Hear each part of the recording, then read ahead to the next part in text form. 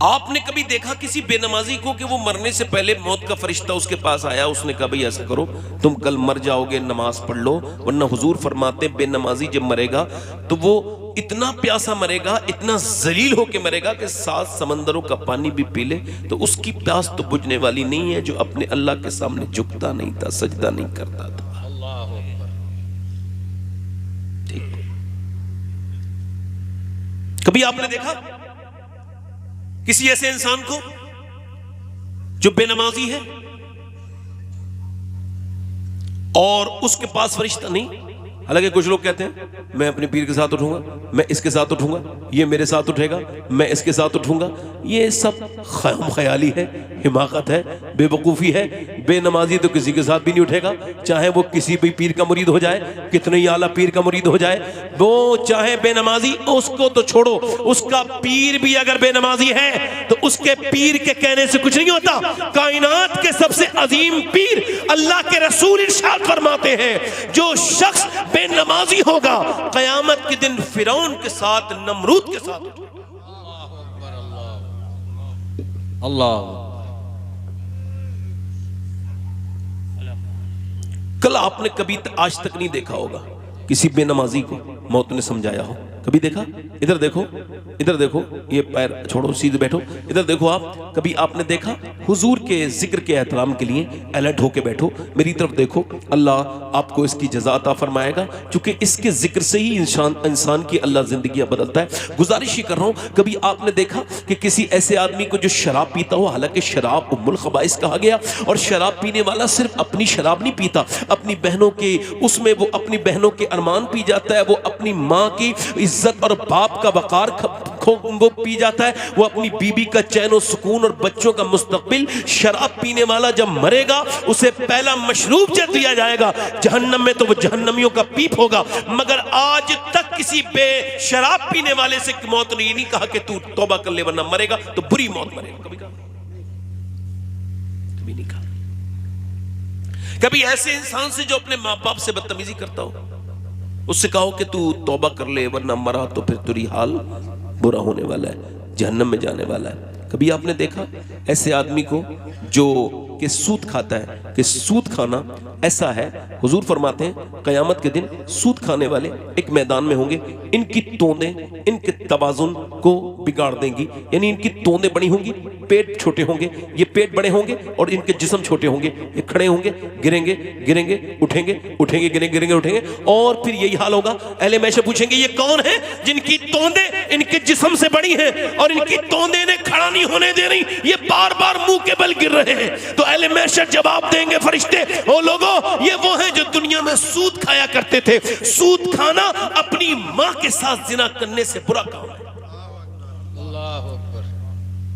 मगर आज तक कभी किसी सूदिया से, सूद खाने वाले से मौतमनी का तौबा कर ले। इसका मतलब यह है, जरा इस मेरी बात को अपने स्टेटस पे लिखिए, अपनी डायरी में लिखिए, अपने दिल पे लिखिए, हो सके तो इसे कभी ना भूलिए। मेरी तकरीर आप भूल जाइए। मेरे शेख मुहियुद्दीन अब्दुल कादिर जीलानी गौसुल आजम फरमाते हैं, मौत तुझे हाल बदलने नहीं देगी। मेरे साथ जरा दोहराइए, मौत तुझे हाल बदलने नहीं देगी। जिस हाल में मरना चाहता है उसी में जीना शुरू कर दे। मौत तुझे हाल बदलने नहीं देगी, हाल बदलने नहीं देगी, हाल बदलने नहीं देगी। 22 साल का नौजवान 6-6 घंटा 6 ऐप बनाने में लग गए उसके, और पसीना बहाता है, जिम में भारी भारी वजन उठाता है कि जिस्म मजबूत हो जाए, और फिर फिल्म देखने गया। फिल्म देखने के बाद, मुसलमान है, फिल्म देखने के बाद घटिया फिल्म देखी। वैसे तो सारी फिल्म ही घटिया होती हैं, मगर ये घटिया में से आला दर्जे की घटिया फिल्म देख के बाहर निकला। उसने अपनी बाइक स्टार्ट की, मुंह में उसने गुटखा डाला और फिर कानों में उसने अपना गाना लगाया और फिर सुनता हुआ बड़ी मस्ती के साथ जा रहा था। उसे ये खबर नहीं थी ये उसकी जिंदगी की आखिरी सवारी है। मौत उसको इतनी भी मोहलत न देगी देगी कि वो बाइक रोक ले। अटैक अचानक आया, दिल पर उसके न जाने कैसा असर हुआ, वहीं पे फड़ फड़ फड़ करके वहीं पे गिर गया। उसकी बाइक बाद में गिरी। उसका वो चेहरा जो हसीनो जमील था, जिसको वो आईने में देखता था, मेरे भाइयों मेरे दोस्तों, उसका वो चेहरा जिसमें जरा सा निशान आ जाए तो वो उसको इलाज कराता था, उसका पूरा चेहरा रगड़ दिया सड़क ने और फिर उसको उठा के पोस्टमार्टम हाउस में डाल दिया गया।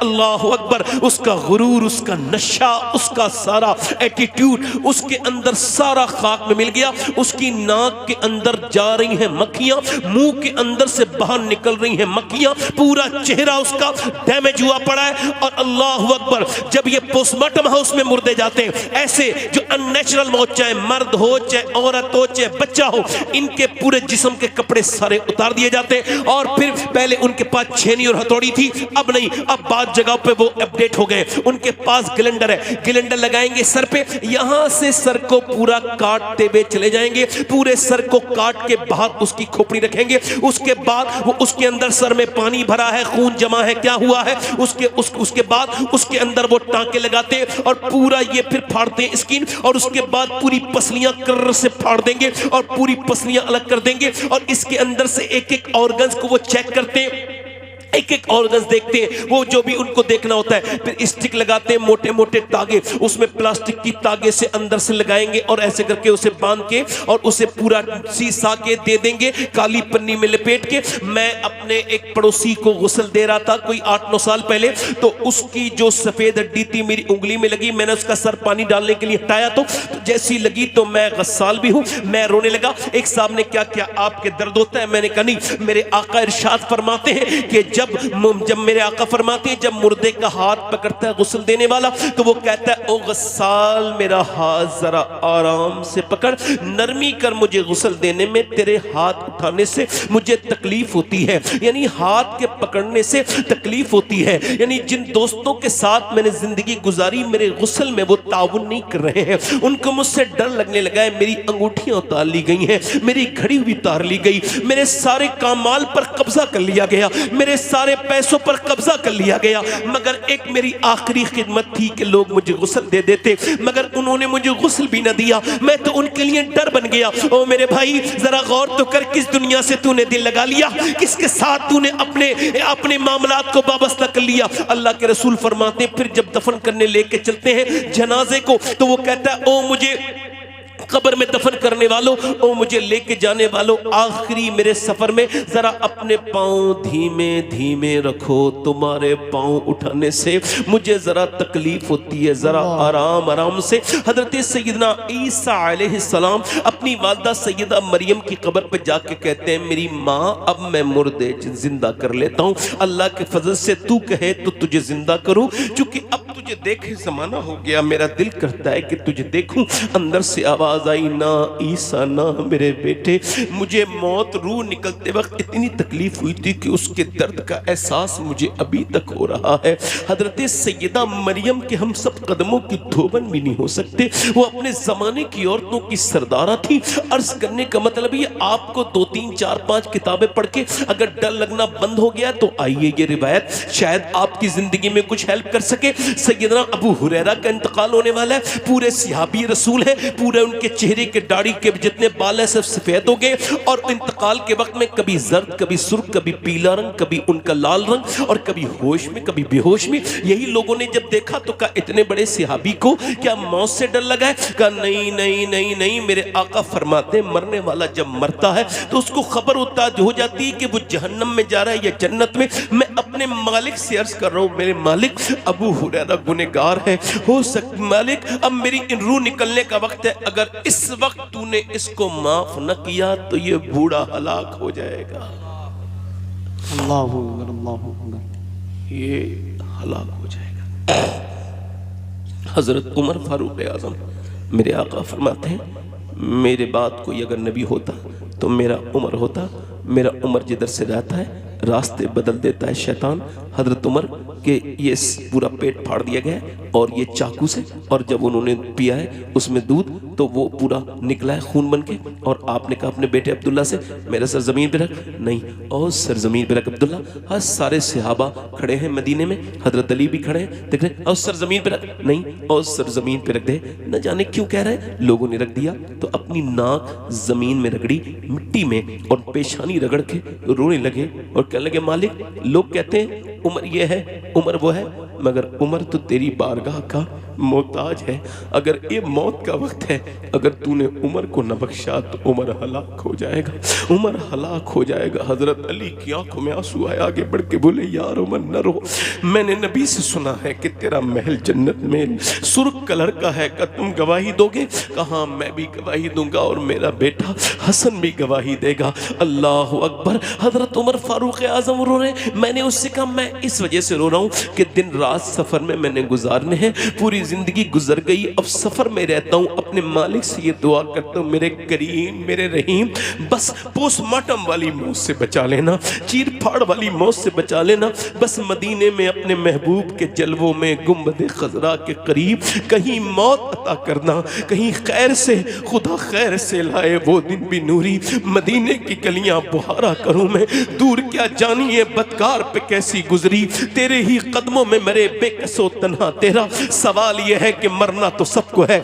मगर फिक्र किसी को नहीं है। अब सवाल यह है कि जीना तो हम में से सब लोगों को नहीं मगर मरना सब लोगों को है, किसी को कल, मगर किसी ने अपने मौत के बारे में गौर न किया, उसका जनाजा उठा घर आ गया। और वो जवान जनाजा जब आता है तो जिसके घर आया हो वही बता सकता है कि जब जवान जनाजा आता है तो माँ के दिल पे क्या गुजरती है। माँ ने जब देखा तो हाय मेरे लाल, उसका सीना फट गया, बाप की रीढ़ की हड्डी लगता था टूट गई। बहनें रोती हैं। सवाल यह है सब तो रो रहे हैं मगर सबके अंदर एक जैसा दर्द नहीं है। वो कह रहे हैं जल्दी जल्दी जल्दी चलो दफन करो, कोई कह रहा है मेरी दुकान बंद है, कोई कह रहा है मुझे ये हो गया, कोई कह रहा है मुझे वो हो गया, जल्दी जल्दी, कोई 10 मिनट रोकने के लिए तैयार नहीं। ओ यार इनके लिए तो जिंदगी गुजारी थी, कोई यार तो कह देता मेरे यार को जाने नहीं दूंगा, नहीं नहीं नहीं, सारे यार कह रहे हैं जल्दी जल्दी जल्दी, और लब पूछ रहे कब दफन करोगे। और फिर उसके बाद जनाजा उठ गया। ऐसे न जाने कितने जनाजे उठे हैं और उठते रहेंगे। हमारी ना तो कल कानों पे जून होगी थी ना आज देंगे, मगर याद रखना तुम मौत को याद नहीं करते। सैयदना मौला अली फरमाते हैं तू अगर मौत को याद करेगा फिर भी मरेगा, और याद नहीं करेगा फिर भी मरेगा, और अगर याद करेगा तो आसानी से मरेगा, और याद नहीं करेगा तो सख्ती से मरेगा। मौला अली फरमाते हैं सुन, तुझे तो मौत का जिक्र तक बर्दाश्त नहीं। जब कोई मौत की बातें करता है तुझे डर लगने लगता है, तू कहता है बात बदलो, तो सुन जब तू मौत के जिक्र को बर्दाश्त नहीं कर सकता तो सुन जब मौत तुझ पर तारी होगी तो उस वक्त तू क्या करेगा, बता उस वक्त क्या करेगा। ओ मेरे भाई, अजल ने ही छोड़ा न किसरा न दारा, इससे सिकंदर सफाते भी हारा, हर एक लेके क्या क्या न हसरत सिधारा, रखा रह गया यही ठाठ सारा, जगह जी लगाने की दुनिया नहीं है, ये इबरत की जा है, तमाशा नहीं है। तूने बहुत लोगों को देखा, मकानों को देखा, बड़े बड़े शहरों को, बड़े बड़े महलों को देखा, उनकी बड़ी बड़ी कोठियों को देखा, तूने नवाबों की कब्रों को नहीं देखा, तूने मालदारों की कब्रों में नहीं देखा, जाकर के उनकी नाकों में मुंह के अंदर कीड़े चल रहे हैं, उनका कोई पूछने वाला नहीं। न जाने कितने बड़े बड़े चले गए, लोग समझते थे हमारे जाने से दुनिया पे कोई फर्क पड़ेगा, मगर कोई फर्क नहीं पड़ा किसी के आने से। हज़रत सैयदना ज़ैद बिन साबित रिवायत करते हैं कि अल्लाह के रसूल की ऊँटनी चल रही है और चलते चलते बेकरार हो गई कबीले बनु नज्जार की तरफ से। मैंने अर्ज़ की या रसूलल्लाह आपकी आंखों में आंसू है, ये ऊँटनी आपकी बेकरार क्यों हो रही है? हुजूर ने फरमाया मुझे अगर डर न होता कि तुम मुर्दे दफन करना अपने बंद कर दोगे तो मैं तुम्हें दिखाता कि कब्र का अजाब होता क्या, बताता नहीं दिखाता। हुजूर फरमाते हैं उस कब्र में मुर्दे पर अजाब हो रहा है, उसकी चीखों की आवाज मेरी ये ऊँटनी सुन रही है और ये बेकरार हो रही है। अल्लाह अकबर। एक अमीर जमींदार आदमी को दफन किया गया ना तो उसमें बिच्छू निकले, बिच्छू कब्र खोदी तो उन उलमा ने कहा कि बेचा तो दूसरी कब्र खोदो, दूसरी तो फिर दूसरी में भी। अब उलमा से रब्ता किया था तीसरी खोदो, तीसरी में बिच्छू, चौथी में भी बिच्छू, पांचवी में भी। उलमा ने कहा ये बिच्छू नहीं अल्लाह का अजाब है, हाँ ये वक्त से पहले शुरू हो गया है, इसे बिच्छू के अंदर ही दफन कर दो। उस जमींदार को बिच्छुओं में दफन किया, जैसे ही अंदर उसकी मर्दे को रखा है वैसे ही बिच्छुओं ने पूरा काला काला कफन कर दिया। इतने बिच्छू थे उसके। मेरे कहने का मतलब ये कैसे मरना चाहते हैं आप लोग? उसके जनाजे को दफन कर दिया गया नौजवान के। हुजूर फरमाते हैं जब छोड़ के जाते हैं ना तो वो कहता है दफन करने वालों से, मिट्टी देने वालों से, ओ मेरे यारो, मेरे दोस्तों, कितनी रातें तुम्हारे साथ गुजारी, एक रात तो रुक जाओ। न बेटे रुके न कोई और रुके, मेरे और तुम्हारे वो अजीज जिनकी हमारी आंख के तारे थे वो कब्रों में हैं। हम उनको भूल गए, नहीं भूल गए, हमें भी दुनिया भूल जाएगी। सवाल यह है कि वो जो कब्र में मरा है फिल्म देखकर नौजवान, जब उसकी आंख खुली होगी और जब हुजूर ख्वाब में उसकी कब्र में तशरीफ लाए होंगे तो उसने उन आंखों से हुजूर को देखने की कैसे हिम्मत की होगी जिन आंखों से वो फिल्म देख के मरा था। बताओ, कल है दीदार का दिन, आज यहां आंख बेकार है, क्या होना है छुप के लोगों से किए जिसके गुनाह वो खबरदार है, खबरदार है। ले वो हाकिम के सिपाही आए, कूच तैयार है, क्या होना है।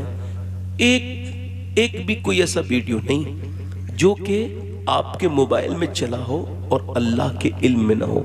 एक वीडियो की बात कर रहा हूं, 10 की नहीं, पूरी जिंदगी में स्क्रॉल करने वालों कोई एक वीडियो भी ऐसा नहीं चला जो तेरे रब के इल्म में ना हो। कोई ऐसी गंदी वीडियो तूने देखी नहीं है जो तेरे रब को ना खबर हो। बोल, सबसे शर्माता है। मछली समंदरों में कितनी है कोई गिन सकता है, मगर छोटी से छोटी मछली भी दुनिया के किसी समंदर में ऐसी भूखी नहीं रही जिसकी भूख को मेरे रब ने न पहचान लिया हो, जिसकी भूख का मेरे रब को इल्म ना हो। मैं तकरीर जैसे कर रहा हूँ ये भी उसको इल्म है, आप कैसे सुन रहे हैं ये भी वो जानता है। सवाल ये है मेरे दोस्तों, हम मरना कैसे चाहते हैं? उसने नजरें कैसे उठाई होंगी, कैसे मरना चाहते हैं? हम तो मरने के बारे में सोचते भी नहीं मेरे भाई। ये आंखें अगर कयामत के दिन मेरे खिलाफ बोल दी और इन्होंने कहा मालिक तूने दिया तो इस वजह से था कि तेरा दीदार करें, मगर इसने तो गंदा, क्या जवाब देंगे आप लोग? कहां से लाएंगे कोई बहाना? जब आंखें खिलाफ बोलेंगी तो क्या करेंगे? आज तो जबान से झूठ बोल देते, जब जबान ही तुम्हारे खिलाफ बोलेगी तो क्या करोगे? जब आंखें तुम्हारे खिलाफ, उंगलियां तुम्हारे खिलाफ, हाथ तुम्हारे खिलाफ, पैर तुम्हारे खिलाफ, सब चीजें मेरे खिलाफ बोलेंगी, एक एक चीज का हिसाब होगा। सवाल यह है मेरे भाई, कैसे मरना चाहते हो आप? कभी मरने के बारे में सोचा? चलो जीने के बारे में तो बहुत सोचा, थोड़ा मरने के बारे में कैसे? कलमे पे मरना चाहते हो कि कलमा पढ़े? तो कलमा तुमने सोते वक्त कितना कलमा पढ़ा है तुमने जो तुम मरते वक्त कलमा चाहते हो? जिसकी आदत जैसी होती है वैसी आदत सामने आती है। जिसे गाली बकने का आदत हो ना तकलीफ में, वो गाली बकने लगता है। ऐसी मौत के वक्त कुछ लोगों को गाली बकते भी देखा गया है। वो गालियां बक रहे हैं माँ की, बहन की, चूंकि उन्हें आदत यही थी, जैसी दर्द हुआ वैसी गाली बकने लगे। अब जैसे रूह निकल रही है, सुनो, रूह जब निकलती है हल क्या मालूम है? हल क्या होता है? पूरा ये जिस्म, यानी मैं मर रहा हूं, अपनी बात करता हूं, आपको ज्यादा डर लगेगा, अपनी बात कर रहा हूं, मैं मरने वाला हूं तो मेरा पूरा ये जिस्म जो है ना, पूरा ये पूरा फालिज में हो गया। अब पूरा जिस्म नज़ा के वक्त में बिल्कुल काम नहीं करेगा, ना हाथ ना पैर, सिर्फ मेरा सर देख रहा है। ऐसे करके उन रिश्तेदारों को जो रुई पानी में भिगो के मेरे होठों पे डाल रहे हैं, उन्हें पता है पानी पिला नहीं रहे, सिर्फ वो ये चाह रहे हैं मरने वाले का हलक थोड़ा गीला हो जाए। उनकी ये इतना ही कर सकते हैं, इससे आगे नहीं कर सकते। फरिश्ता आ गया, जैसे ही आया मैंने कहा मुझे थोड़ा वक्त। वो कहता नहीं तूने सारा वक्त जाया कर दिया। वो कहता 2 रकत नमाज, नहीं 2 रकत नमाज, नहीं, आज तूने वक्त खराब कर दिया, आज ले उनकी पनाह, आज मदद मांग उनसे, फिर न मानेंगे कयामत में। अगर मान गया, मरते वक्त माना तो क्या माना? कैसे मरना चाहते हैं आप लोग? मैं आपसे पूछना चाहता हूं, ऐसे कि आप मरने वाले हैं फिर भी आपके पास कलमा पढ़ रहे लोग। एक आदमी है, जरा गौर करना, ध्यान देना। हो सकता है आप में से बहुत बड़े पीरों के मुरीद हो, बहुत आपके दिल में ऐसी बातें हो ऐसी, तो ये सुनो, गौसुल आजम के परदादा पीर है जुनैद बगदादी, उनका मुरीद है, इंतकाल करने वाला है। आपने सूरह यासीन पढ़ा, उसने कहा नफरत है मुझे यासीन से। सबको हो माज़अल्लाह। आपने थोड़ी देर डरने के बाद कहा बेटे कलमा पढ़, उसने कहा कलमे से नफरत, कुरान से नफरत, आपसे नफरत, इस्लाम से नफरत। मर गया। 40 दिन लगातार रोते रहे। तवज्जो करो, रोते रोते वो आदमी जो है ना, वो आप जुनैद बगदादी 40 दिन के बाद आपने देखा उसे जहन्नम के फरिश्ते अपनी जंजीरों में जकड़ के लेके जा रहे हैं। पूछा तू कैसे बर्बाद हुआ? कहा हुजूर 3 गुनाह करता था, अल्लाह को पता था, आपको नहीं खबर। कौन से गुनाह? एक तो मैं नमाज छोड़ दिया करता था, पहला गुनाह मेरा ये था कि नमाज को हल्का जान के छोड़ देता था कभी कभी, और दूसरी बात मेरी ये थी कि मैं शराब पी लेता था अपने दोस्तों के साथ, और तीसरा गुनाह हुजूर मेरा ये था कि मैं निगाहों का मुसलमान नहीं था। मैं दूसरों की बच्चियों को, बेटों को, बेटियों को बुरी नज़र से देखता था। इसी वजह से मेरा ईमान छीन लिया गया। अब मैं हमेशा हमेशा जहन्नम में रहूँगा। मेरे लिए कोई शफाअत नहीं कर सकता चूँकि मेरा ईमान ही उजड़ गया। मैं किसी कैसे मरना चाहते हैं आप लोग? पूछना चाहता हूँ आप सब लोगों से, ऐसे कि लोग कलमा पढ़ाने के लिए आए फिर भी आप कलमा नहीं पढ़ पाए? ऐसे मरना चाहते हैं कि भाई अब जरा गौर करें हमने कितना कलमा पढ़ा है? ऐसे मरना चाहते हैं? नहीं, ऐसे ना मरो, ऐसे मरो। बरेली में एक बुजुर्ग हैं 92 ईयर्स उनकी उम्र है और बिल्कुल इंतकाल होने वाला है। उन्होंने मगरिब के बाद अपनी आंखें बंद की हैं तो उन्हें 12 बजे के वक्त आंख खुली है तो पूछा क्या मैंने नमाज पढ़ी है? जी हुजूर मगरिब पढ़ी है मगर इशा नहीं पढ़ी। कहा फिर मुझे वजू कराओ। जल्दी से वजू कराया गया। कहा मुझे खड़ा करो हुजूर, बैठ के नमाज पढ़ ले, आप कमजोर हैं, गिर जाएंगे। फरमाया मैंने कभी बैठ के नमाज नहीं पढ़ी तो आज कैसे बैठ के नमाज पढ़ूंगा? 92 साल की उम्र को खड़ा कर, 92 साल की उम्र के इंसान को खड़ा करते वक्त लोग डर रहे हैं इस बुजुर्ग को क्या कहीं गिर ना जाए, मगर फिर खड़े हुए और जब खड़े हुए जैसे ही कहा ना अल्लाहु अकबर तो लोगों ने देखा ना जाने कहां से ताकत आ गई। आराम से कयाम, आराम से रुकू, आराम से सजदा, पूरी नमाज 40 मिनट बड़े आराम से पढ़ी, कोई दिक्कत नहीं। बिल्कुल 40 मिनट के बाद नमाज पढ़ के दुआ मांग के लेट गए और लोगों से कहा लोगों अगर मेरी तरफ से तुम्हारा दिल दुखा हो तो मुझे माफ करो। अल्लाहु अकबर। शेख सादी ने कहा था जब तू दुनिया में आया था तो लोग मुस्कुरा रहे थे और तू रो रहा था, मगर जब दुनिया से जाए तो ऐसे जाना कि लोग रो रहे हैं और तू मुस्कुरा रहा हो। हाल बदल के जाना, हाल पलट के जाना। उन्होंने कहा लोगों अगर मैंने तुम्हारा दिल दुखाया हो तो मुझे माफ करो और पढ़ो कलमा। एक मर्तबा पढ़वाया कलमा शहादत, फिर दूसरी मर्तबा पढ़वाया। 50 साल 200-250 लोग कलमा पढ़ रहे हैं। तीसरी मर्तबा कहा पढ़ो कलमा। तीसरी बार कलमा पूरा नहीं हुआ है, ये गए और वो गए और पूरा चेहरा इतना खूबसूरत के पहले से ज्यादा हसीन, लोग देखे तो देखते रह जाएं। उन्होंने दुनिया को बताया कि देखो मैं ऐसी मौत नहीं मर रहा हूं, मैं मोहम्मद का वो गुलाम हूं, मुझे कोई कलमा याद नहीं दिला रहा है, बल्कि जिन्हें भूल गए हैं कलमा मैं उनको याद दिला के जा रहा हूं। उस अजीम हस्ती का नाम मुस्तफा रजा मुफ्ती आजम हिंद था। उसने कहा था मेरे आमाल का बदला तो जहन्नम ही था, मैं तो जाता मुझे सरकार ने जाने न दिया। ऐसे ना मरो मेरे भाई कि तुम्हें मौत के वक्त में लोग कलमा याद दिलाएं। सुभान अल्लाह। नारे तकबीर, नारे रिसालत, असल के आला हजरत, दिल लग रहा है आप लोग? उलमाए अहले सुन्नत। दिल लग रहा है? दिल लग रहा है? थोड़ी देर और बोलूं, 5-10 मिनट बोलो बोलो बोलो। सुभान अल्लाह, जज़ाकल्लाह, अल्लाह ताला आपको बरकत दे। मेरी बात सुनो। अल्लाह फरमाता है अल्हाकुमुत तकासुर हत्ता ज़ुरतुमुल मकाबिर। तुम्हें गाफिल रखा माल की ज्यादा तलबी नहीं। किसने? हुजूर फरमाते हैं अगर आदम की औलाद को ना अल्लाह ताला एक जंगल भर के सोना दे दे तो ये उसको ठिकाने लगा के दूसरे दिन दूसरा जंगल तलाश करेगा। ये जब बूढ़ा होता है तो उसकी 2 ख्वाहिशें बड़ी जवान होती हैं, एक तो जीने की तमन्ना, दूसरे पैसे की आरज़ू और लालच, है ना? देखो आप पैसे जमा कर लेके मैंने बचा लिए पैसे। कैसे?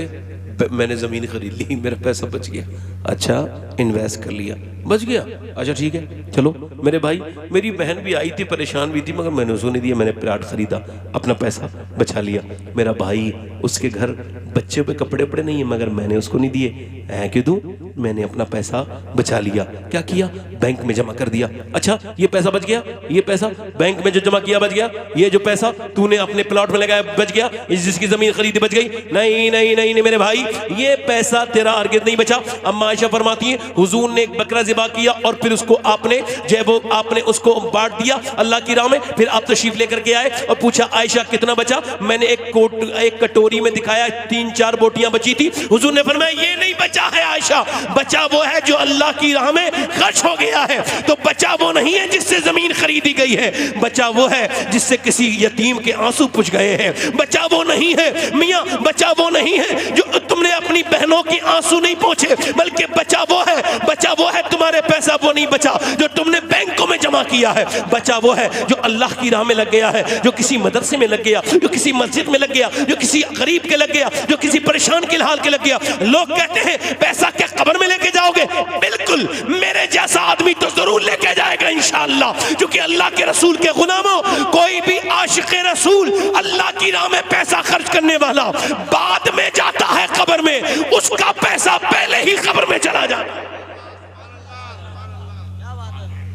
वो जो अल्लाह की राह में खर्च करता है वो पैसा उसका कब्र में। जल्दी बोलो, अरे बोलो तो सही यार, रात तो ज्यादा हो गई मगर थोड़ी देर बर्दाश्त करके बोलो जरा सुभान अल्लाह।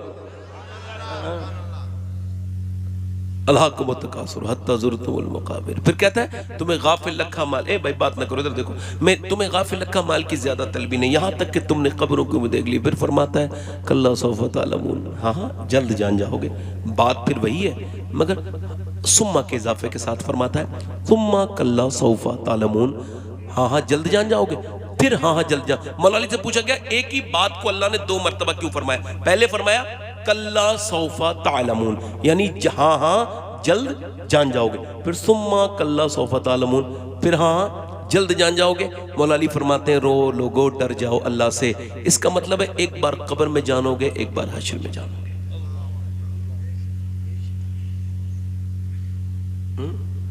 कितनी बार जानोगे? बोलो जल्दी बोलो, कितनी बार? 2 बार। जब मुसलमान बच्चियां 5-5, 6-6 साल की जब जीन्स पैंट पहनने लगे तो समझ लो बर्बाद होने वाले हैं हम लोग। मैं देखता हूं घरों में, अरे बच्ची तो है, तो याद रख जिसे तूने 6 साल की बच्ची को जीन्स पहनाए ना, पूरी दुनिया मिलकर भी इसे बड़े होके इस्लामी लिबास नहीं पहना सकती है। चूंकि मेरे भाई मेरी बहन, तूने तो उसको पहना दिया। इधर देखो मेरी तरफ तवज्जो करो, तूने तो पहना दिया इसको। तूने ये नहीं सोचा कि मैंने क्या कर रही हूं उसके साथ। मैं हाथ जोड़ रहा हूं, हाथ खुदा के वास्ते छोटी बच्चियों को इस्लामी लिबास पहनाएं, जीन्स टॉप ना पहनाएं। मैंने 10 साल 12 साल पहले एक लड़की को कहा था उसके बाप से तुम्हारी बेटी जीन्स पहन रही, समझाओ। कहने लगा मेरी 10 साल की बच्ची के बारे में ऐसी बात करते हैं आप। और फिर मैंने सुना वो मुझसे नाराज हो गया। फिर मैंने सुना वो थाने में था एक दिन और उसने टोपी उतार के अपनी बेटी के पैरों में रखी थी और कहता था वो हमारे मजहब का नहीं है मेरी बेटी, चल मेरी इज्जत बचा ले। और बूढ़ा रोता था। उसकी बेटी ने कहा अब बहुत देर हो गई अब्बा, तुमने मुझे जब नहीं समझाया जब समझाने की बात थी, अब तो मैं बहुत दूर जा चुकी हूँ। मैं कहता हूँ ये बर्बादी घरों से ही होती है। याद रखो अपनी बहन बेटियों को अगर बचाना चाहते हो तो उन्हें बचपन से इस्लामी तालीम सिखाओ, बचपन से। आपको पता है कल मैंने खबर पढ़ी थी कि 2 मुसलमान लड़कियां कल बरेली में गैर मुस्लिम के घर में चली गई। 11 लाख लड़कियां तकरीबन हिंदुस्तान में जा चुकी हैं जिनके माथों पर गैर मुस्लिमों के निशान लगे हुए हैं, जो इंटरनेट पे वायरल हो रही हैं। और नौजवान बच्चे उनकी वीडियोस लगाते हैं, जो बुर्के वाली बेतकल्लुफ लड़कियां गैर मुस्लिमों के साथ बाइकों पे चल रही हैं। वो ऊपर से बुर्का है, अंदर से ईमान। जल्दी बोलो मेरे, जल्दी बोलो, अंदर से ईमान। जल्दी बोलो। ये बताओ जो मुसलमान लड़की ये मुसलमान है? मैं नहीं मानता ये जो गई है गैर मुस्लिमों के साथ, ये मुसलमानों की बच्चियां हैं। मेरा कहना यह है कि ये मुसलमानों की बच्ची नहीं है, ये सही मानों में मुसलमान नहीं थी, सही मानों में मुसलमान नहीं थी।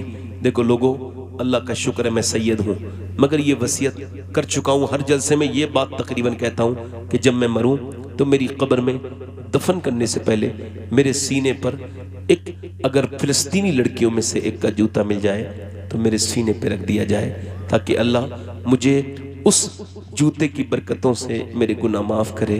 किस बच्ची का? ताकि उस बच्ची का जिसने ये बयान दिया है, हम जब रात को सोते हैं तो पहले कुरान पढ़ते हैं और फिर हम बुर्का ओढ़ के सोते हैं। किसी ने कहा बुर्का ओढ़ के तो कोई नहीं सोता, आप क्यों सोती हो? कहने लगी इस वजह से जब बम गिरता है, यहूदी बम गिराते हैं तो फिर इजराइल बम गिराता है तो घर मलबा बन जाता है, मलबे से में से निकलती हैं लाशें, और जब सुबह को लाशें निकलती हैं तो हम ये सोच के बुर्का ओढ़ के सोते हैं कि जब सुबह को हमारी लाशें निकलें तो पर्दे में होनी चाहिए, बेपर्दा नहीं होनी चाहिए, ताकि क़यामत के दिन अल्लाह के रसूल से मुलाकात हो तो हम अर्ज़ कर दें, या रसूल अल्लाह, हमारे 25,000 से ज़्यादा बच्चे भूख से मरे, 10 साल से नीचे उम्र के, उन्हें खाने नहीं मिले। हम जब इफ्तार के लिए दौड़े तो हमारे ऊपर बम मारे गए, मगर एक भी लड़की ने इस्लाम नहीं छोड़ा। ये नहीं कहा यहूदी तू मेरी जान, मेरा जान बचा ले, मेरा ईमान ले ले। नहीं नहीं, 70,000 के तकरीबन दुनिया से यही कहते बच्चे और मर्द औरतें चली गईं, या रसूल अल्लाह आप गवाह रहिए, जब तक जान रहेगी मस्जिद अक्सा पे कुर्बान रहेगी। आप देख लें, इंसान इतना बीमार हो गया कि खाना खाता है तब फिर भी मोबाइल है, बाथरूम में जा रहा है तो फिर भी मोबाइल है, जब वो कोई उससे बात करता है तब भी बीमार इंसान का हाल ये है कि वो मोबाइल में ही देखता रहेगा और उससे बात नहीं करेगा। ज़रा 1 मिनट में मोबाइल दीजिए अपना। कुछ लोग इतने बड़े बीमार हैं कि वो कहीं भी बैठे रहें, मैंने तो हुजूर के मिंबर पे लोगों को फेसबुक चलाते देखा है। इससे बड़ी मैं क्या बात कह सकता हूँ कि वो अपना फेसबुक से स्क्रॉल करते रहते हैं। तो अब जब ये मोबाइल मेरे हाथ में है तो मैं बाथरूम में जाता हूँ तो इसको बाहर रख के जाता हूँ, क्योंकि बाथरूम में ज़्यादा देर बैठने से इंसान की मेमोरी लूज़ होती है, उसको निसियान का मर्ज़ होता है और ये अच्छी बात नहीं है, ये कोई सलीक़े की बात नहीं। और फिर जब मैं खाना खाता हूँ ना तो फिर मोबाइल एक तरफ रख देता हूँ, चूँकि खाना खाने वक्त किसी और चीज़ पर ध्यान देने से खाना इंसान ठीक से खा पाता नहीं है, उसको चबा नहीं पाता। आजकल आप 70 से 100 लोगों का चेकअप कराइए, उसमें से 70 लोगों का लीवर, फैटी लीवर बढ़ गया, लीवर ये कुछ बढ़ नहीं गया, लोग खाने पर ध्यान नहीं दे रहे हैं, भागा दौड़ी में खाना खाया। अल्लाह के रसूल की सुन्नत है कि आप खाने को चबा के खाया करते थे। जदीद तहकीक ये कहती है जो थोड़ा खाना खाएगा और चबा के खाएगा ना, तो वो कभी पेट का मरीज हो सकता है, न कभी उसको ब्लड प्रेशर होगा, न कभी वो शुगर का मरीज होगा। खैर ये तो एक अलग सी बात है। अब जब मैं जो है वो किसी से बात करता हूँ तो बेवकूफ़ों की तरह मोबाइल में नहीं लगा रहता, बल्कि उससे अपने मुखातब से बात करता हूँ, चूँकि वो मुझसे बात करने आया है। अब कितनी बड़ी बदअखलाकी है।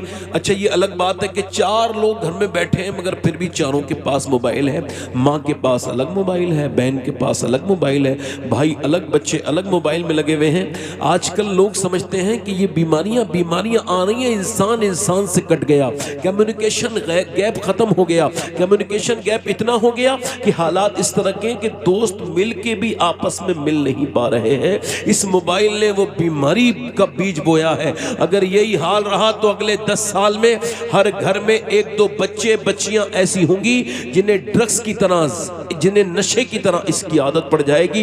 वरना खुदा के वास्ते इससे बाहर आओ।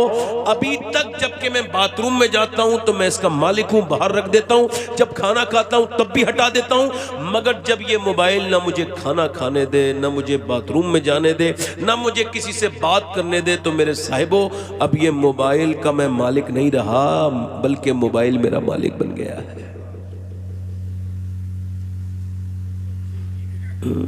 मदीने में मोबाइल, मक्के में मोबाइल, जनाजे में मोबाइल, 2 मिनट के लिए आपको सुकून कोई नहीं, थोड़ी देर के लिए बंद करके रख दिया करो इसको, थोड़ी अपनी इससे पीछा छुड़ाओ। हमारी नई नस्ल बिल्कुल उलझनों में जिंदगी गुजार रही है। नए नौजवान, उनको इतना इब्हाम है, इतनी उनको शुकूक है जिंदगी से, इतने उन पर टेंशन है, बोझ है, पुराने लोगों में नहीं है। ये नई जनरेशन को सोशल मीडिया ने बर्बाद कर दिया। उम्मीद करता हूँ आज के बाद मेरी बहनें भी मोबाइल बच्चों को रोते वक्त नहीं देंगी, चूँकि बच्चों जब खाना खाते हैं, खाना खाते वक्त मोबाइल यूज़ करते हैं तो अक्सर बच्चों के जो मैदे हैं वो ख़राब हो जाते हैं। खैर आप लोग बड़े अच्छे हैं, ज़रा सुभान अल्लाह कह दें एक मरतबा ज़रा। सुभान अल्लाह। अच्छा मेरे कहने से कह रहे हैं आप, बताइए, ऐसे आप खुद ही कहना चाहिए था। कुछ बातें तो मैंने अच्छी कर दी थी, कोई बात अच्छी लगे तो सुभान अल्लाह कह देना चाहिए।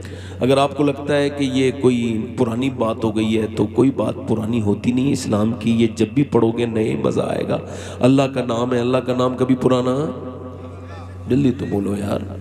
अच्छा लोगों को लगता है ये नाम आप जो है ना वो ये मौलाना लोग यही बात करते हैं सुभान अल्लाह को, अरे क्यों ना कहें भाई। मेरे आका फरमाते हैं, आप इसे हल्का समझ रहे हो, मेरे आका फरमाते हैं ये ज़बान पर को हल्का है मगर जब तोला जाएगा तो मीज़ान पे भारी हो जाएगा। बेशक सुभान अल्लाह सुभान अल्लाह। हाँ माशाल्लाह। तो आप बड़े अच्छे लोग हैं, मैंने थोड़ी देर आपसे गुफ्तगू करनी है। आप थोड़े से मुझे लग रहा है थोड़े से आप टेंशन में हो, तो थोड़ा सा मुस्कुरा के सुभान अल्लाह बोलो। सुभान अल्लाह। असल में मुस्कुराने से जो ना माहौल अच्छा हो जाता है। हाँ, जो लोग मुस्कुराते नहीं ना उनके घर मेहमान भी नहीं आते। हाँ, वो तो मनहूस होते हैं, उनके घर तो लोग मजबूरी में जाते हैं। मजबूरी मिलते हैं उन लोगों से जो लोग मुस्कुराते नहीं, और जो लोग मुस्कुराते हैं ना उनके आगे पीछे मेले लगा देता है अल्लाह। बेशक सुभान अल्लाह। लोग उनसे मिलना चाहते हैं, मुलाकात करना चाहते हैं।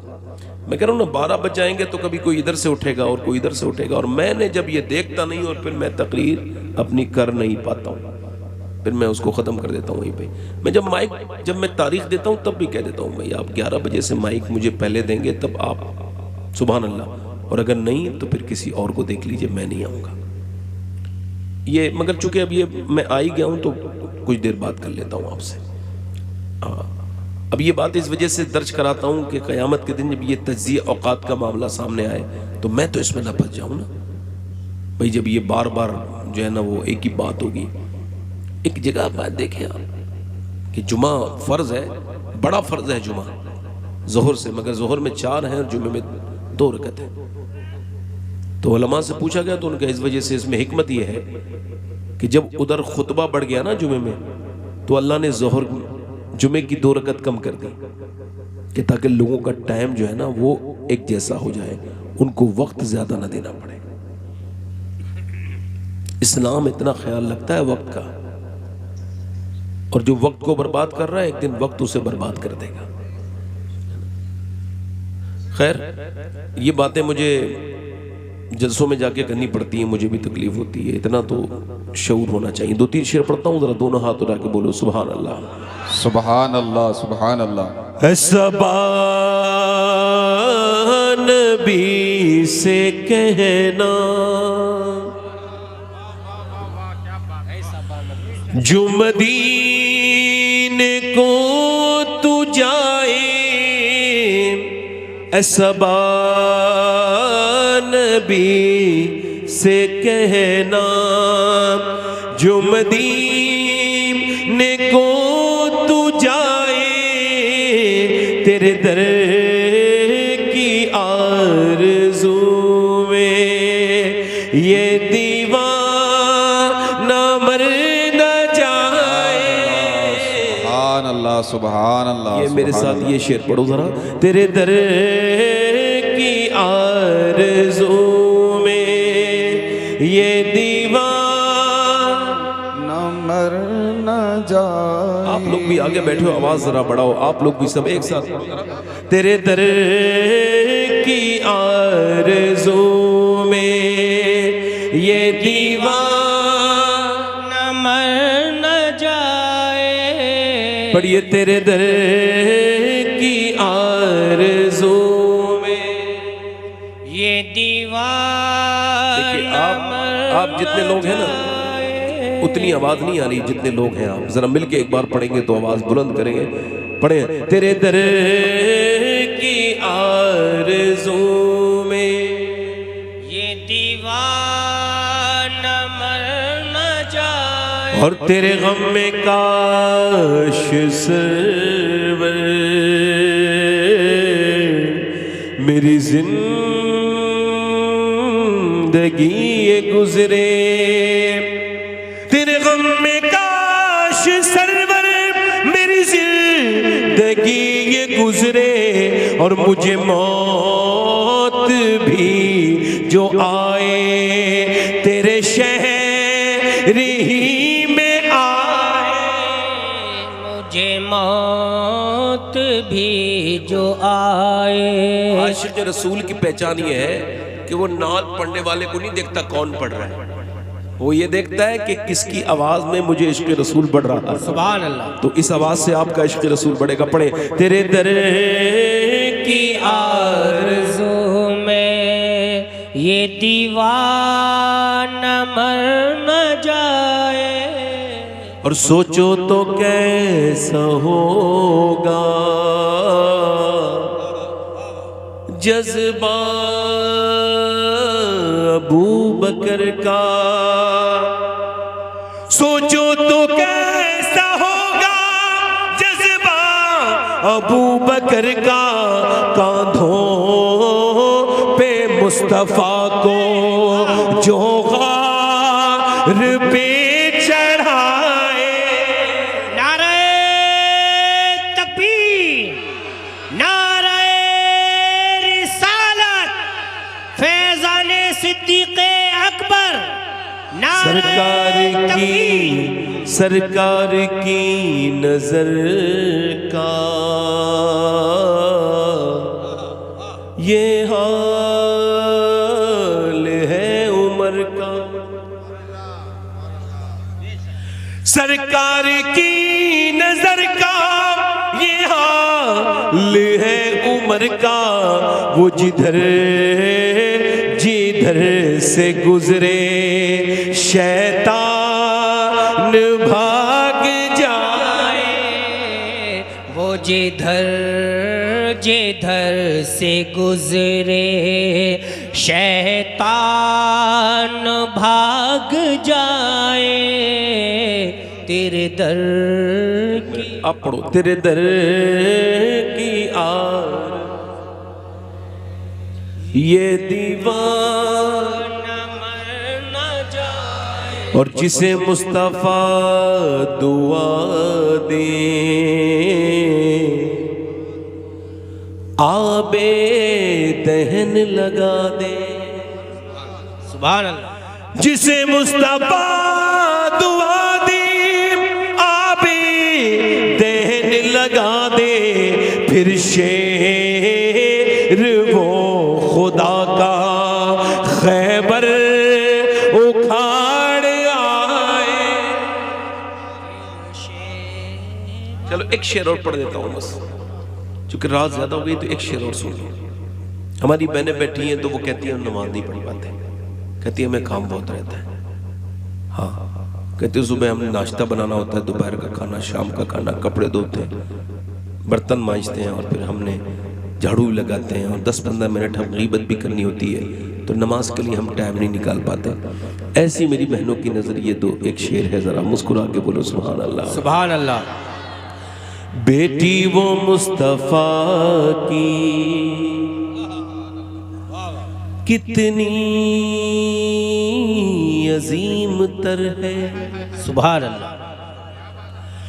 मेरे मुस्तफा की बेटी कितनी अजीम तर है, जो इशा में सर झुकाए और फजर में उठाए, जो इशा में सर झुकाए और फजर में उठाए। तेरे दर की आरज़ू में ये दीवाना मर न जाए। पढ़ो जरा, तेरे दर की आरज़ू में। आप लोगों को अच्छा नहीं लग रहा? पढ़ो, खड़े वाले लोग आप भी पढ़ो बेटा। गाने से डिप्रेशन दूर नहीं होगा, डिप्रेशन दवाइयों से दूर नहीं होता है, डिप्रेशन हुजूर की नात पढ़ने से दूर होता है। सुभान अल्लाह। आप यकीन जाने एक बार में दे देंगे तब भी इतनी सवाब मिलेगा, ऐसा कुछ नहीं है। हाँ, पढ़े मेरे साथ, तेरे दर की आरज़ू में ये दीवाना मर न जाए। तेरे दर की ये दीवाना मर न जाए। आजकल लोग खुदकुशी कर रहे हैं, क्या कर रहे हैं बोलो? अब मुसलमान भी खुदकुशी कर रहे हैं, माज़अल्लाह। नौजवान लड़के खुदकुशी कर लेते हैं। भाई थोड़ा इसका ईको कम करें, आप आवाज़ की गूंज कम करें। मैं देसी आदमी हूँ, मुझे कोई, मैं आपसे कुछ नहीं कहूँगा ये बढ़ाओ वो बढ़ाओ, सब कुछ अल्लाह ने खुद ही बढ़ा दिया मेरा पहले से। बैठे आराम से। अब बस इसका जो है ना वो अब बेस थोड़ा सा हल्का सा मेंटेन करें, बेस हल्का करें और ट्रेबल बढ़ाएं थोड़ा सा, और इसकी जो ये आवाज़ बार बार रिपीट हो रही है इसको कम कर दें। हम लोग कौन कहाँ के मुसलमान हैं? हिंदुस्तान के हैं ना। हिंदी हूं मैं मुसलमान, हिंदोस्तान वतन है। हिंदी हूं मैं मुसलमान, हिंदोस्तान वतन है। ख्वाजा का हूं दीवाना, कोई हाथ तो लगाए। ख्वाजा नारे तकबीर, नारे रिसालत, ख्वाजा का हिंदुस्तान, आजकल नारे तकबीर। अकील भाई बहुत अच्छी नाशरी पढ़ते हैं, बड़ा अच्छा इन्होंने पढ़ा। आजकल लोग खुदकुशी कर ले रहे हैं, यानी वो समझ रहे हैं ये सोल्यूशन है, ये हल है।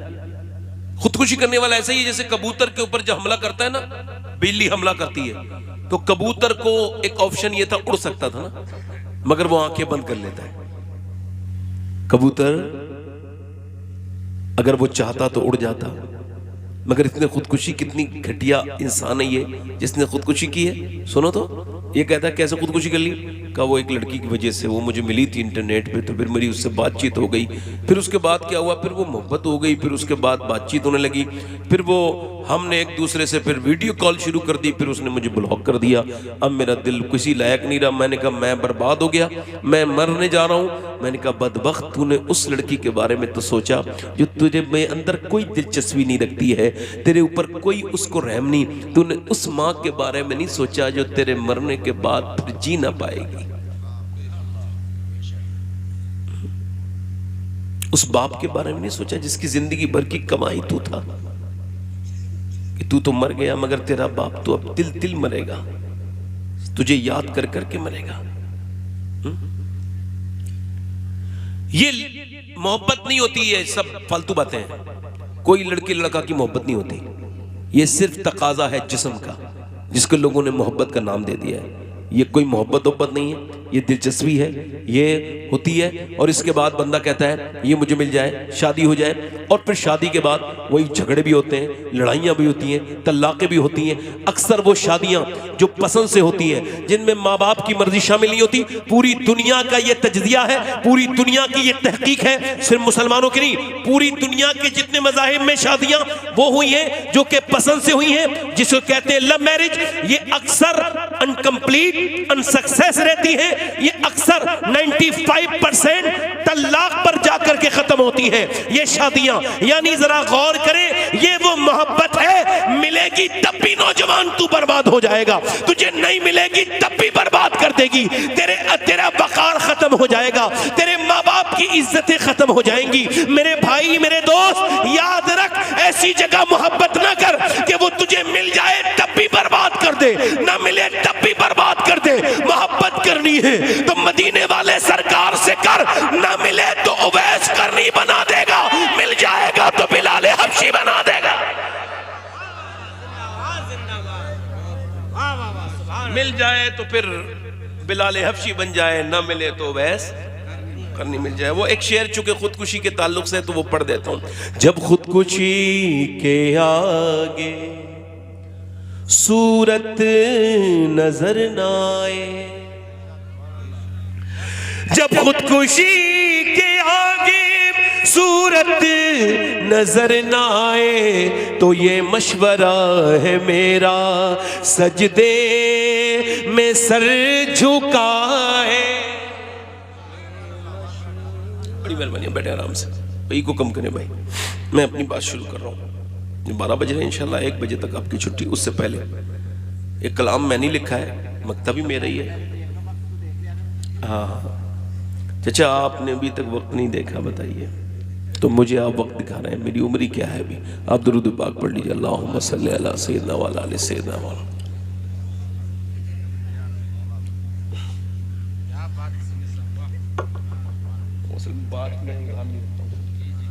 सैयद हो ना, तवज्जो है आपकी।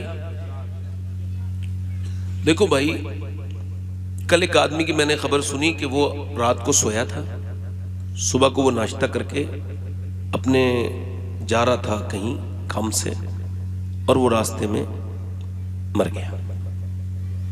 हमारे गांव में कल एक लड़का जिसकी उम्र तकरीबन 18 साल थी, रात को सोया था, सुबह उठ ना पाया। अभी कल की बात है, ना कोई बीमारी है, अच्छी खासी सेहत थी, मगर सुबह को जब उसको जगाया तो वो जागा नहीं। वो कयामत में ही जागेगा, कब्र में ही जागेगा। वो एक अकेला ही था अपने माँ बाप का। ये कल की बात है। हो सकता है कि ये मेरी जिंदगी की भी आखिरी तकरीर शुरू हो रही हो। आप इससे इख्तिलाफ नहीं कर सकते। आप कहिए हाँ हो सकता है, कह दीजिए। आपके कहने से मैंने मरना ही जाना है, और अगर मैं मरूंगा तो आप नहीं भी कहेंगे तो बचना नहीं है। मगर बताओ, हो सकता है ना ये मेरी जिंदगी की, नहीं कह दो, हो सकता है जिंदगी की ये आखिरी तकरीर मेरी हो। तो मुझे फिर चूंकि अल्लाह को हिसाब देना है, तो यही तकरीर करके अगर मैं मर जाऊं तो कम से कम ये तो होना चाहिए कि कल जब आप मेरी मौत की खबर सुने तो फिर आप ये दुआ करें, या अल्लाह वो जो बंदा तकरीर करके आया, तगन्ने आया था, उसने कोई अपनी तारीफें नहीं की थी, उसने जितनी बातें भी की थी हमारी फायदे के की थी, या अल्लाह तुझे बख्श, तू उसे बख्श देना। अपनी बख्शिश की दुआएं मरने से पहले ही कराओ। हाँ, दुआएं लिया करो। जीते जी इतनी नेकियां कर दो कि बाद मरने के तुम्हें किसी की जरूरत ना पड़े। अगर ये मेरी जिंदगी के मेरे भाई आखिरी तकरीर हो सकती है, तो ऐसा भी हो सकता है कि इस महफिल में कोई बंदा ऐसा बैठा हो जो आखिरी तकरीर सुनने आया हो। मेरी तरफ देखें भाई, इधर थोड़ा सा बड़ी भाई, आप बैठ जाओ। आप बड़ी आपकी मेहरबानी, आ जाओ। आपकी बड़ी मेहरबानी। अल्लाह आपके मदरसे को दिन दोगुनी रात चौगुनी तरक्की अता करे। मदारिस तो दीनी मदारिस, ये इस्लाम की रीढ़ की हड्डी। मेरी तरफ देखें आप। मेरी बहनें कसीर तादाद में हैं, इनका भी मुझे हिसाब देना है, और इस कुर्सी का भी देना है, इस रात का भी देना है। आप यकीन करें कि मुझे ये माइक का हिसाब आपसे ज्यादा देना है। आप सुनने का इतना नहीं देंगे जितना मैं बयान करने का दूंगा। और कोई ये ना कहे कि भाई मुझसे हिसाब हो गया तो क्या होगा। नहीं, हिसाब होगा। ये क्यों कह रहे हो नहीं होगा? क्या हो तुम? कौन हो? कौन हो आप? बेगुनाह हो जो तो आपसे हिसाब नहीं होगा। ये अगर मेरी जिंदगी की आखिरी तकरीर हो सकती है, तो मैंने आपसे अर्ज की कि फिर ऐसा भी हो सकता है कि यहां कोई ऐसा बंदा हो जो आखिरी तकरीर सुनने आया हो। अच्छा, कभी आपने देखा कि कोई ऐसा आदमी, मेरी तरफ देखें, तवज्जो करें। इधर जो मेरी बहनों के बच्चे बोल रहे हैं उनसे गुजारिश, खामोश कर दें। खामोश हो जाओ बच्चों। मैं अर्ज कर रहा था मेरे दोस्तों, मेरे भाइयों, कि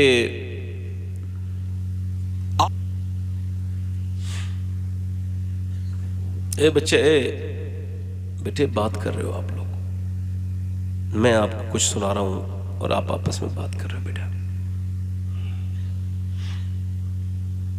बस 2-3 मिनट और सुन लीजिए, चूंकि आपको भी बोझल लग रहा है, देर हो गई, रात ज्यादा हो गई।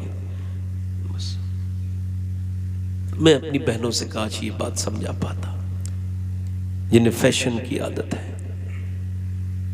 जिन्हें अब यहूदियों ने अपनी जाल में ऐसा मुसलमानों के नाटक के नाम पे नाटक बनाए। एक भी पैसा लगाने वाला मुसलमान नहीं है। जितने नाटक बंबई में बनते हैं, जितने कराची में बनते हैं, सबके स्पॉन्सर करने वाले, सबके पूरे के पूरे पैसे लगाने वाले ये सब यहूदी हैं। उन्होंने मुसलमानों को आदि आस्तीन के कपड़े औरतों को पहनाने सिखा दिए। हालांकि इस्लाम ये कहता है कि औरत, उलमा फरमाते हैं हमारे कि अगर औरत अपना वुजू करने जा रही है और उसको खबर है अगर वो वुजू करेगी तो उसे गैर मर्द देख लेगा और ये उसका हाथ, अब उसको चाहिए कि अगर उस पर कोई दूसरी सूरत नहीं, मजबूर है, और अगर वुजू करेगी तो गैर महरम देख लेगा, तो हुक्म यह है कि वुजू ना करे, तयम्मुम से नमाज पढ़े। यानी ये हाथ अपना वुजू की हालत में भी गैर मर्द को, तो फिर शादियां तुम्हारे और मेरे घर की। आज सब दीनदार लग रहे हैं हम सब। जब हमारे यहां शादियां होती है तो पता चलता है कौन कितना दीनदार है। अपनी बहन को सजा के सवार के जब बंदा लेके जाता है ना, तो वो ऐलान कर रहा होता है, लोगों मैं दूसरे की बहन को ताकूंगा तो बदले में अपनी बहन सजा के लेके जा रहा हूं। ताकि ताकने वाले इसे भी ताकें। जब कोई अपनी बीबी को सजा सवार के दयूस लेके जाता है तो वो कहता है कि लोगों मैंने दूसरे की बीबी पे नजर बुरी डालनी है तो अपनी बीबी बदले में लेके जा रहा हूं। सब दयूस बन गए, बदबख्त बन गए, जाहिल बन गए, शादियों में जहेज बन गए। जहेजों की लानत है मुसलमानों में। हाल यह है कि जो लोग तकरीर करते हैं जहेज के खिलाफ, वो खुद अपनी शादी में कारें ले रहे हैं।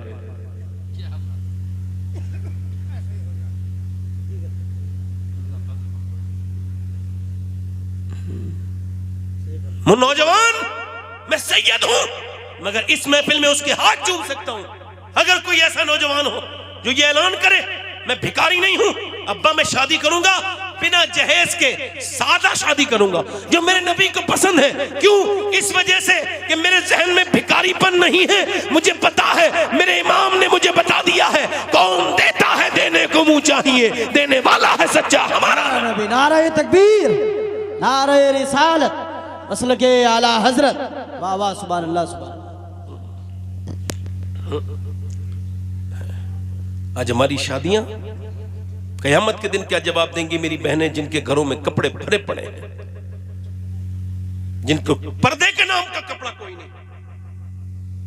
हुजूर ने फरमाया आखिरी जमाने की औरतें, सुने मेरी बहनें, आखिरी जमाने की औरतें कपड़े पहनने के बावजूद परेशान होंगी। वो टाइट लिबास पहनेंगी, फिटिंग के लिबास की तरफ इशारा है। एक आपके घर की बच्चियां हैं, एक हमारे यहां की शादियां हैं, एक हुजूर के घर की शादी है। जमीन के ऊपर और आसमान के नीचे अल्लाह ने इतना हसीन जोड़ा किसी का नहीं बनाया नबियों के बाद, जितना अली और फातिमा का जोड़ा है। जोर से तो बोलो यार। सैयदना अली कहते हैं मेरी शादी हुई, सुन लो जरा ध्यान से, फिर अपनी बेटियों को जाके समझाना, और मेरी बहनें जो सुन रही हैं वो भी सुन लें। सैयदना अली फरमाते हैं मेरी शादी हुई है, मैं अपनी बीबी को पहली मर्तबा देखा है तो मैं रोने लगा हूं। उन्होंने मुझसे कहा है कि आप रोते क्यों हैं, कि आपको ये शादी पसंद न थी? भाई दूल्हा पहले दिन रो रहे हैं। तो आपने फरमाया नहीं बात ये नहीं है, मैं तो रश कर रहा हूँ, मुझे तो फजल है अल्लाह का कि आप मेरे निकाह में आई हैं। कि रोते क्यों हैं? कब जब कोई लड़की दुल्हन बनती है ना तो मैं सोच रहा हूँ आपके चेहरे पे कोई शिकन नहीं, जबान पे शिकवा कोई नहीं, दोनों आलम के मालिक व मुख्तार की बेटी हैं आप। जब कोई लड़की दुल्हन बनती है तो उसके दिल में ख्वाहिश होती है जब वो दुल्हन बने तो एक जोड़ी नए कपड़े पहने। मैं देख रहा हूँ आपके चेहरे पे कोई शिकन नहीं है, जबान पे कोई शिकायत शिकवा नहीं, और जिस कपड़े में आप दुल्हन बन के आई हैं उसमें 17 पैमर लगे हुए हैं, 17 पैमर लगे हुए हैं। सैयदना मौला अली कहते हैं बड़े बाप की बड़ी बेटी आगे बढ़ी, मेरा हाथ पकड़ा और फरमाया मेरे सरताज बिल्कुल भी दिल थोड़ा ना करें। मेरे अब्बा ने बचपन से मुझे यही समझाया, रुखसत किया तब भी बताया, मेरी बेटी फातिमा अल्लाह कपड़ों से राजी नहीं होता, अल्लाह तो सजदों से राजी होता है। अल्लाह तो हुजूर अपनी बेटी से मिलने के लिए गए, बेटी के ससुराल में गए हैं, दरवाजे पे दस्तक दी, फातिमा अंदर आ जाऊं, अंदर से आवाज आई अब्बा अकेले हैं तो आ जाएं, इमरान आए हैं उन्हें न लाएं। फातिमा दरवाजा खोलो जी अब्बा आ जाएं। अब इमरान को क्यों न लाऊं? अब्बा उन्हें न लाएं। फातिमा क्यों न लाऊं? आज तुम्हारी बेटियां भी परेशान, सबकी बेटियां परेशान, रोने धोने नाशुक्री करती हैं औरतें। सुनो सैयदना मौला इमरान फरमाते हैं कि हुजूर ने पूछा क्यों न लाऊं, तो ऐसे अंदर से आवाज आई अब्बा आपकी बेटी के पास इतने कपड़े नहीं है वो किसी दूसरे मर्द से पर्दा कर सके। एक जोड़ी कपड़े में पैमद लग गए हैं। कहते हैं हुजूर अंदर गए तो बेटी से पूछा क्या हुआ, तेरा चेहरा बिल्कुल पीला है फातिमा। अल्लाह का शुक्र है अब्बा। बताओ ना फातिमा क्या हुआ है? अल्लाह का शुक्र है। वो बताना मेरी बेटी, आप सब बेटी वाले हो। सोचो तो हुजूर पूछें, एक तो बाप पूछे फिर बेटी, अगर तो कब तक छुपाएंगी? हुजूर ने कई बार पूछा, जिसकी तस्की से रोते हुए हंस पड़े, उस तबस्सुम की आदत पे लाखों सलाम। बताओ ना फातिमा। अर्ज करने लगी मेरे अब्बा और तो कोई बात नहीं, अलबत्ता मैंने 5 दिन से कुछ नहीं खाया, मेरे पेट से एक पत्थर बंधा हुआ है। हुजूर आगे बढ़े, अपनी बेटी के सर पे हाथ रखा, मेरी फातिमा ये मोमिनीन के लिए कैद खाना है और काफिर के लिए जन्नत। अगर तुमने 5 दिन से कुछ नहीं खाया तो तुम्हारे बाप को आज 9 दिन हो गए, मैंने आज 9 दिन से कुछ नहीं खाया। मेरे पेट से तो पत्थर बंधे हुए हैं। आपकी बड़ी मेहरबानी होगी अगर आप उठ जाएंगे तो आपको लिहाज रखना चाहिए। हुजूर की महफिल है, सरकार का महफिल जिक्र हो रहा है, नहीं आपको आना नहीं चाहिए। अगर आप बैठ नहीं सकते यहाँ पे तो नहीं, कुछ भी आप नहीं आने चाहिए। आपको लेट के इस बेइज्जती भी कर रहे हैं महफिल की। आप समझें आप कहां बैठे। मेरी तरफ देखें आप। मैं आपसे अर्ज कर रहा हूं, अपनी बहन बेटियों से कहो कि अपने बच्चों को गाने सुनाने का वक्त नहीं है, कुरान सुनाने का वक्त है। अपनी बेटियों से कहो कि वो कुरान सुनाएं। अपनी बेटियों से कहो कि वो अपने बच्चों को कुरान सुनाएं। इधर देखो, मेरी तरफ देखो। ये बच्चे जो माँ के पेट से पैदल ये पागल पैदा होते हैं। बहुत से बच्चे होते हैं नहीं कि माँ के पेट से। चलें खैर, इंशाल्लाह फिर अब तकरीर करेंगे अल्लाह ने चाहा तो। अल्लाह ताला आपको जज़ाए खैर अता फरमाए। चलें, 1 घंटा तो मुझे हो ही गया है। मैं इंशाल्लाह फिर कभी बात करूंगा। मैं डिस्टर्ब होने वाला इंसान, बड़ा मुश्किल है मुझे। मैं दिल से बात करता हूँ और ज़रा सी बात भी मुझे थोड़ी तकलीफ देती है। अल्लाह ताला आपको जज़ाए खैर अता फरमाए। 1 घंटा हो गया। नहीं, कोई बात नहीं। वो पहले ही सब कुछ हो सकता था। आपने सब कुछ मेरे सामने आपने ला के ये कुर्सी लगाई, सब काम आपने मेरे सामने ही किए। यानी तकरीर का कोई ज़रूरत ही नहीं थी तो मुझे बुलाने की क्या ज़रूरत थी। मुझे 1000 लोग हैं मुझे लाइन में लगे हुए, मैं वहाँ चला जाता। नहीं, आपको मेरी ज़रूरत नहीं थी तो मैं ऐसा तो नहीं कि मैं फ्री इंसान हूँ। जब किसी इंसान को आपने 1200-1300 किलोमीटर सफ़र करके आया हूँ तो उसके बारे में इस तरह की बात करना कि भाई आदमी वो परेशान हो जाए, कभी इधर से कभी उधर से, कोई इधर से कोई कुछ करे। मैंने आपसे कोई दाद नहीं लेनी, मैं तो आपसे कुछ बातें कर रहा था और बहुत ज़्यादा हल्के हल्के बात कर रहा था ताकि आपको समझ में भी आ जाए। मैं कोई नाराज़ नहीं हो रहा हूँ, अलबत्ता हाँ मुझे लग रहा है कि अगर मेरी ज़रूरत नहीं है तो मुझे क्या ज़रूरत है बुलाने की। मैं तो एक आम इंसान हूँ मगर मेरी बातें आम नहीं है। मुझे इससे कोई फर्क नहीं पड़ता कि कोई मेरे बारे में क्या बात करता है, मगर इससे मुझे बहुत फर्क पड़ता है जब मैं बात कर रहा हूं तो कोई किस तरह से सुन रहा है। चूंकि इंसान की कोई भी इमाम मालिक हदीस पढ़ा रहे थे, पढ़ाते पढ़ाते आज लोग समझते हैं हम बड़े कुछ भी नहीं, वो जानते नहीं, हदीस का अदब ही नहीं पता उन्हें। मुझे आप कहीं भी देख लीजिए, मैं इस तरह से बैठता हूं जब कोई पढ़ता है तो बहुत अदब से। मुझे पता है हुजूर का जिक्र हो रहा है, बचपन से सीखा है अपने घर में, हुजूर का जिक्र है ये। इमाम मालिक हदीस पढ़ा रहे थे, पढ़ाते पढ़ाते रोने लगे, बहुत रोए, पूरी हदीस हो गई। उनके मुरीद आगे बढ़े, उनके जो है वो शागिर्द का हुजूर आंखों में आंसू क्यों? कि मेरा कुर्ता देखो। कुर्ता हटाया तो 6 जगह बिच्छू काट चुका था, 7वीं जगह काटने वाला था। लोगों ने बिच्छू मारा, कहा हुजूर उठे क्यों नहीं? कहने लगे हुजूर की हदीस बयान कर रहा था। मेरे दिल ने कहा चाहे जान चली जाए मगर जब तक हुजूर की बात पूरी नहीं होगी मैं उठूंगा नहीं। लोगों को लगता है कि वो मुसलमान है, मोमिन है, कुछ भी नहीं है हम लोग। हमें क्या पता दीन क्या होता है। मैं तो सिर्फ कोई बस बात कर रहा हूं आपसे, आखिरी बात है बस मेरी, सुन लीजिए। अपने बच्चों को कुरान सुनाइए, सिखाइए। कुरान कभी पुराना नहीं हुआ। खुदा की कसम, नासा ये कहता है कि जितनी भी दुनिया में अपडेट हुई हैं आज तक कोई कुरान से आगे नहीं गया। पूरी दुनिया की सबसे बड़ी जो साइंस की लेबोरेटरी है, वहां के लोग ये कह रहे हैं कि हमें खबर ही नहीं हो रही, हमारी लेबोरेटरी ये कुछ भी नहीं है, हेच है कुरान की एक आयत के साथ। हमारे बच्चों को हमने सभी कुरान सिखाए नहीं। बच्चे जो मां के पेट से पागल होते हुए पैदा होते हैं, इनके बारे में ऑक्सफोर्ड कहता है ये वो बच्चे हैं जो अपनी मां के पेट से पैदा हुए थे।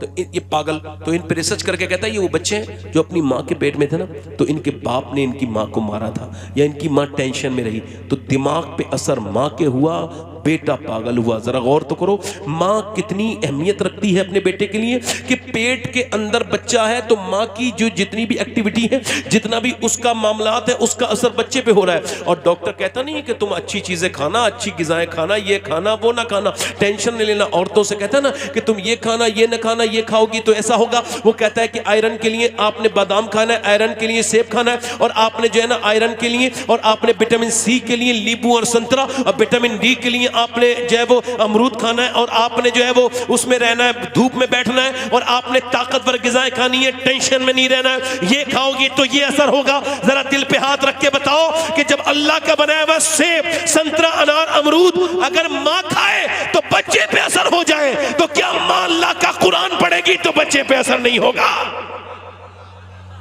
होगा कि नहीं होगा? बोलो, होगा कि नहीं होगा? होगा कि नहीं? बच्चा जो है वो रो रहा है, ये पानीपत ज्यादा दूर तो नहीं है आपके यहाँ से आप जाएंगे तो ऐसे करके बागपत होते हुए आगे पानीपत है। पानीपत में एक बच्चा पैदा हुआ, हजरत नौमान बिन साबित रदी अल्लाह अन्हु, इमाम आज़म अबू हनीफा की नस्ल से पैदा होने के बाद रोया, 1 दिन 2 दिन 3 दिन 1 महीने लगातार रोता रहा। उसे हकीमों को दिखाया, ठीक नहीं हुआ। हजरत फखरुद्दीन ज़बाउद्दीन ज़करिया मुल्तानी के दामाद गुजर के जा रहे थे, उसकी तरफ से उन्होंने जब बच्चे को रोते हुए देखा तो कहने लगे बच्चा ये रो नहीं रहा है बल्कि अल्लाह का वली है, अल्लाह की हमद बयान कर रहा है, अल्लाह को याद कर रहा है। मुरीदों ने कहा कैसे? चलो दिखाता हूँ, साबित करता हूँ। तो घर पे पहुंचे, कह लगे कोई है? वालिद निकल के आया, जी आपका बच्चा रो रहा है, जी आपको मुबारक हो, बच्चा आपका अल्लाह का वली बन के पैदा हुआ है। कहा आपका दिमाग तो ठीक है, वो सोया भी नहीं है, सोने भी नहीं दिया है, और मैं लगातार हकीमों को दिखा रहा हूं, आप उसे वली कह रहे हैं, ऐसा बच्चा रोने वाला वली होता है? कहा उसे बुरा ना कहो, मेरे पास लेके आओ।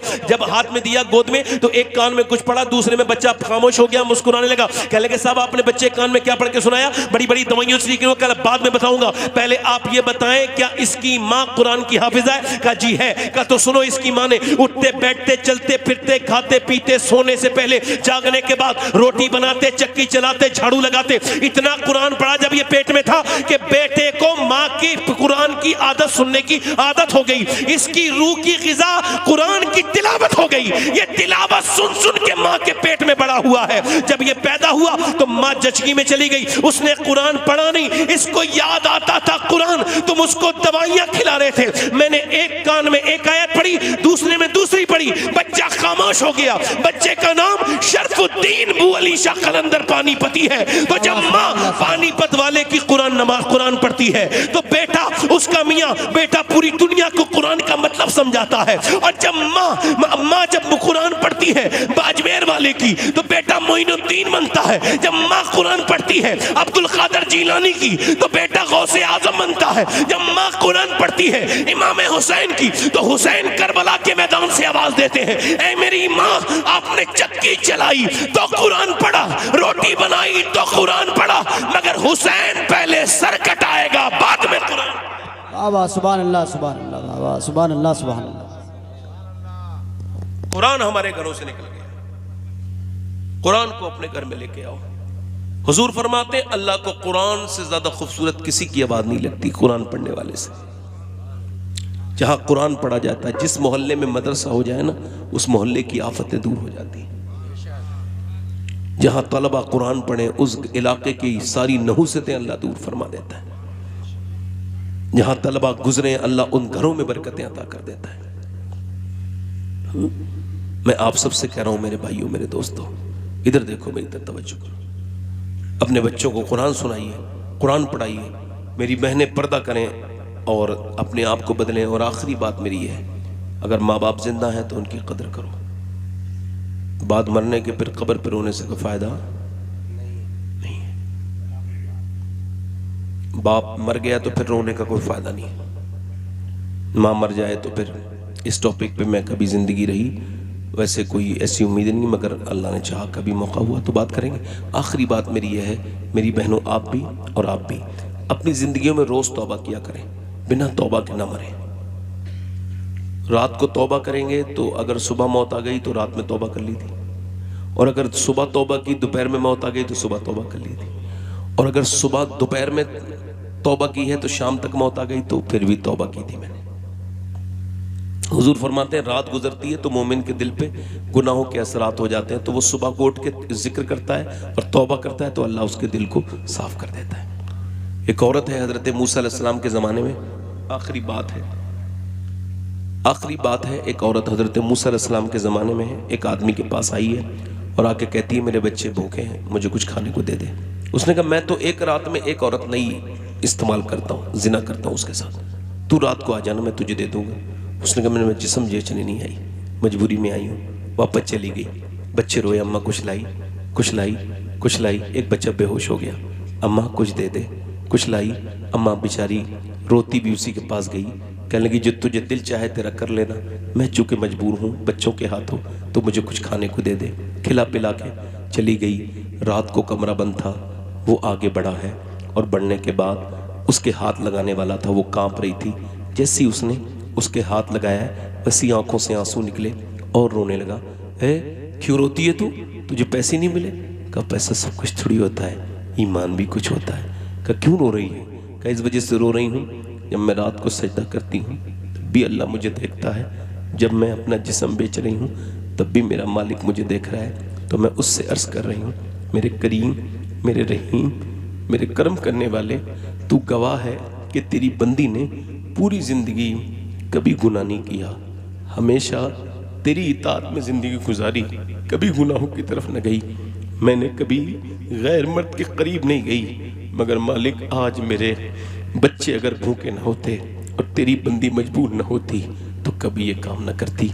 वो रोई और रोई और रोई, इतनी रोई कि उसके आंसू ऐसे बिलक बिलक के रोई कि उसके रोने से अल्लाह ने उसका दिल बदल दिया। बोला जा, मैं तुझे अपनी बहन बनाता हूँ, तूने मेरी आंखें खोल दी, मैं तेरे साथ इतना आसानी से भी नहीं डरता और तू कितना अल्लाह से डरती है। वो तो चली गई, उसे पैसे दे दिए, फिर सजदे में गिर गया। मालिक एक रात आई थी, हाथ तक नहीं लगाया मैंने, और मैंने तो कितनी लड़कियों की इज्जतें लूटी हैं, मैंने तो कितने दुपट्टे नोचे हैं, मैंने तो कितने घरों को बर्बाद किया है। मैं अगर मेरे जैसा गुनहगार कोई नहीं तो तेरे जैसा करीम भी कोई नहीं। ये कह के इतना बेतहाशा रोया, रोते रोते कब सो गया पता नहीं। चलो सुबह दरवाजे पे दस्तक हुई, दरवाज़ा खोलो। दरवाज़ा जैसी खोला, कहा कौन? सामने जो बुजुर्ग खड़े थे उन्होंने अपना तारुफ कराते हुए कहा मेरा नाम मूसा है, अल्लाह ने तुझे सलाम भेजा है। कहने लगे मूसा, अल्लाह मुझे सलाम नहीं भेजेगा, मैं इस इलाके का सबसे गंदा आदमी हूं, मैंने बड़ी औरतों की इज्जतें लूटी, पूरी जिंदगी हराम काम किए, मेरे जैसे गुनहगार को अल्लाह सलाम। तो मूसा अलैहि सलाम ने कोई नेकी की है? कहा रात एक लड़की को छोड़ दिया था अल्लाह के रजा के लिए और मैं रोया था। तो कितना रोया था? कि मेरी आंख का आंसू ढलक के मेरे गाल तक आ गया था। हजरत मूसा ने कहा सुन, अल्लाह ने मुझे भेजा है। फरमाया मूसा जा मेरे बंदे से कहना उसके रात के आंसू उसके रब ने कबूल कर लिए, कबूल कर लिए। कभी एक बार रोए हो? अमीरों के सामने तो रोए, कभी अपने रब के सामने रोए, कभी उससे कहा कि मालिक हम चाहे कितने भी भाग लें मगर एक दिन तो लोग दफन करके तेरे सामने पेश कर देंगे। कभी कहा आपने? कभी हुजूर से मोहब्बत की बात की? अम्मा आयशा फरमाती हैं, देखो मेरी बहनों को भी सुनाओ जिन्होंने अपने बच्चों को हुजूर की बातें नहीं सुनाई। अम्मा आयशा फरमाती हैं हुजूर के पेट से पत्थर था और हुजूर ने 17 दिन हमारे घर में 17 दिन से चूल्हा जला नहीं था। फरमाती हैं हुजूर ने गुठली चूसी थी और पानी पिया था, फिर जब दुआ कर रहे थे कहती हैं वो दिन याद करती हूँ तो बहुत रोती हूँ कि हुजूर के दोनों हाथ उठे थे, रहमत आलम के, इजाबत का सेहरा, इनायत का जोड़ा। मैंने भी जब ये रवायत पहली बार पढ़ी तो उसका जो दर्द था मुझे अभी तक है और मैं समझता हूँ ये मेरी खबर तक जाएगा। अम्मा आयशा फरमाती मैंने देखा किसके लिए दुआ हो रही है, जबकि महबूब के पेट से 2 पत्थर बने हैं तो किसके लिए दुआ हो रही है? अबू बकर के लिए, उमर के लिए, उस्मान के, अली के लिए? ना ना ना ना, मेरे लिए, फातिमा के लिए नहीं। दोनों हाथ उठे थे और दुआ फरमाते थे, या अल्लाह मेरी उम्मत कभी भूखी न रहे, मेरी उम्मत कभी भूखी न रहे। कोई किसी से इतना प्यार कर नहीं सकता जितना मुझसे और आपसे हुजूर प्यार करते हैं। अजीज़ुन अलैहि मा अनित्तुम हरीस। अल्लाह फरमाता है तुम्हारा मशक्क़त में पड़ जाना भी मेरे महबूब पर गिरा गुजरता है।